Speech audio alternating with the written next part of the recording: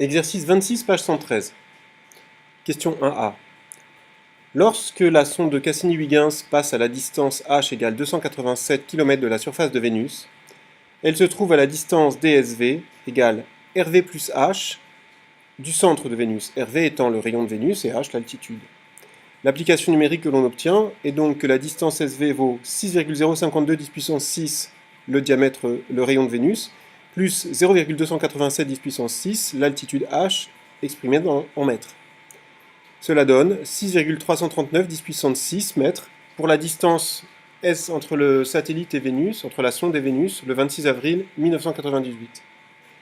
À ce moment-là, la force exercée par Vénus sur la sonde Cassini-Huygens vaut la constante universelle de gravitation G fois le produit des masses, mv fois mch, divisé par la distance au carré, à savoir rv plus h, le tout au carré.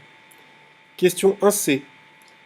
Nous calculons donc que la force d'attraction gravitationnelle vaut 6,67 fois 10-11 multiplié par 4,87 10 puissance 24 multiplié par 5,6 10 puissance 3, le tout divisé par 6,052 fois 10 puissance 6 plus 2,87 fois 10 puissance 5 au carré.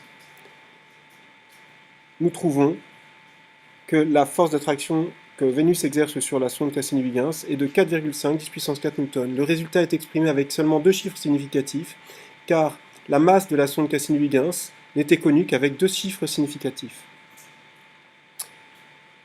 Question 1D. Donc nous allons avoir Vénus qui exerce une force sur la sonde spatiale dirigée vers Vénus puisqu'il s'agit d'une attraction gravitationnelle attractive. Question 2A. Lorsque la sonde s'approche de Vénus en passant de la situation A étant celle qui concerne la sonde et la planète relativement éloignées du point de croisement, et lorsque Vénus et la sonde passent de cette situation à la situation B étant Vénus et la sonde proches du point de croisement, eh bien nous constatons que la force d'attraction gravitationnelle de Vénus sur la sonde devient intense et modifie le mouvement de la sonde, puisque la distance se réduit et que on constate sur le graphique de la vitesse de la sonde au cours du temps que pendant cette phase, eh bien, la vitesse de la sonde augmente. Voici la phase, voici la zone où l'on constate l'augmentation de la vitesse.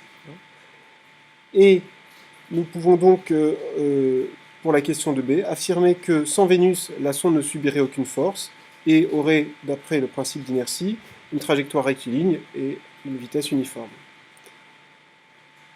Donc question 3, nous pouvons finalement indiquer que l'assistance gravitationnelle a pour rôle d'augmenter la vitesse de la sonde et de donc diminuer son temps de voyage sans pour autant utiliser plus de carburant.